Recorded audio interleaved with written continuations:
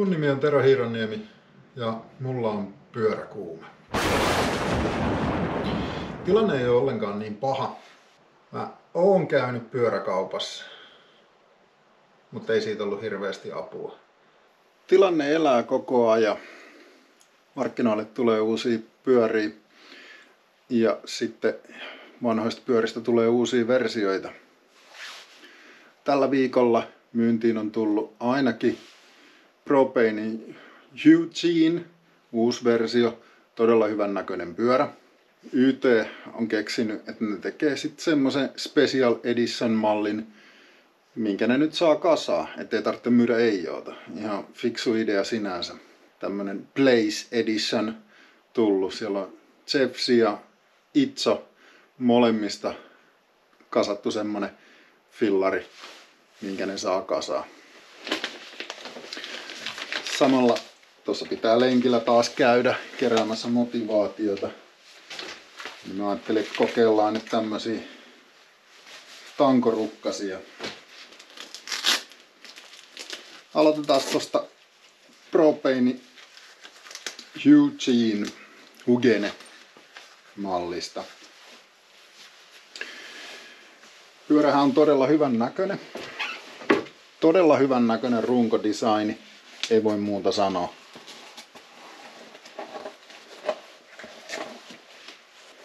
Geometria näyttäisi Eugeneissä olevan hyvinkin ajanmukainen.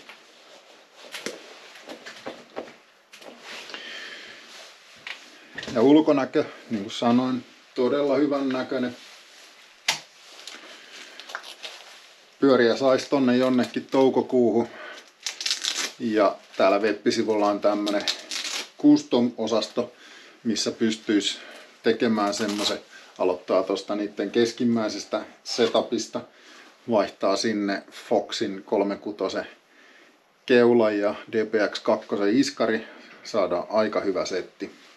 Kiekot jää tosin, no kai noin Nymenit olisi ihan ok. Ehkä se voisi tilata noilla no-tupesi-setillä ja sitten vaan kylmästi vaihtaa sinne TT:tä tilalle.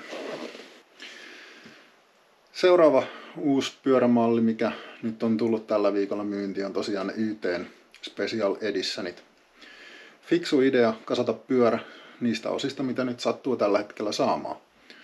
Foxi ja Shimano näyttää olevan huonommin saatavilla OEM:inä, eli ne Foxi Shimano mallit. Niiden saatavuus näyttää todella huonolta merkillä kuin merkillä. Commensaal ehkä siinä poikkeuksena. Tosin Commensaalillakin toimitukset siirtyi myöhempään. Zepsi ja Itso Blaze Edition. Jos riittää, että pyörä on tuossa kesäkuussa saatavilla, nähdään lupaa vähän aikaisemmin. Kannattaa katsoa.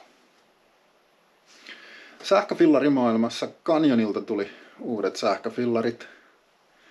Nyt tää Spectral on mullettina tänä vuonna. Ei kai siinä itse runko uudistunut, kai ne on lähinnä komponentteja vaihtanut ja pistänyt se uuden Shimanon moottori. Hinnat nousi siinä samalla. Hinnat varmaan nousee kaikilla muillakin tänä vuonna. Se Norcon Bigfoot VLT jäi kuitenkin kaivelemaan. Toistaiseksi mä en ole löytänyt sitä missään myynnissä. Eijoota löytyy muutamasta kohdasta.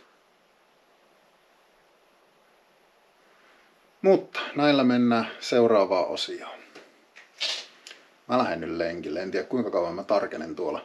Ei siellä nyt ole kuin -12. Kyllä siellä tarkenee. Ja nyt mulla on nämä uudet hienot tankorukkaset. Sitä mä jäin miettimään, että jos mä kaadun, niin kuinka mä saan käden pois täältä tankorukkasista. No, se nähdään.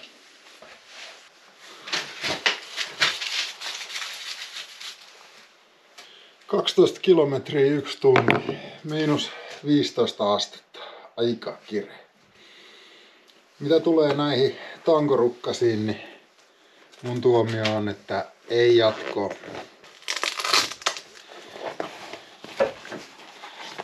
Nämä tankorukkaset on ilmeisesti vähän liian tiukat. Eli kun mulla on tuossa tankorukkasen sisällä käsiin, niin mulla ei oikein ole tilaa painaa hissitolppa liipasinta. Ja sitten se muutenkin rajoittaa sitä, kuinka kädet liikkuu tangossa. Mulla oli tämmöiset ohkaiset Excelin vanhat hiihtohanskat. Sormet ei ole jäässä. Esimerkiksi tää lampun nappi. En mä pysty sitä painamaan. Mä painan sitä tosta tankorukkasen päältä. Niin sillä mä pystyn sitä käyttämään. Ai se onkin kääntynyt näköjään just sen takia.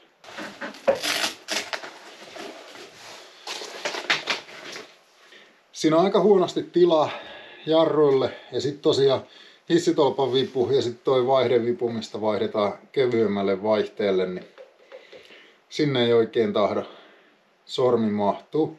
Vaihdetta pystyy kyllä vaihtaa, tietää missä se on, niin sitä voi venyttää pikkusen sitä tankorukkasta. Jos sulla on ongelmia sormien jäätymisen kanssa, ehkä niitä kannattaa kokeilla. Mä käytän enemmän noita Sealskinin paksumpia hanskoja ja sit mulla on tuolla vielä sisällä salaisena aseena lobstereita. Siellä on saman Sealskinsin lobsterit ja Sinisalon lobsterit. Ne riittää kyllä riittävän pitkälle. Naaman jäätyminen on semmonen ongelma, jota mä en oo osannut ratkaista. Hitaasti ajamalla se ei ole ongelma, mettässä se ei ole ongelma, mutta mulle tulee aina toi 1-2 kilometrin siirtymä tuohon loppuun ja siinä aikaa naama jäätyy.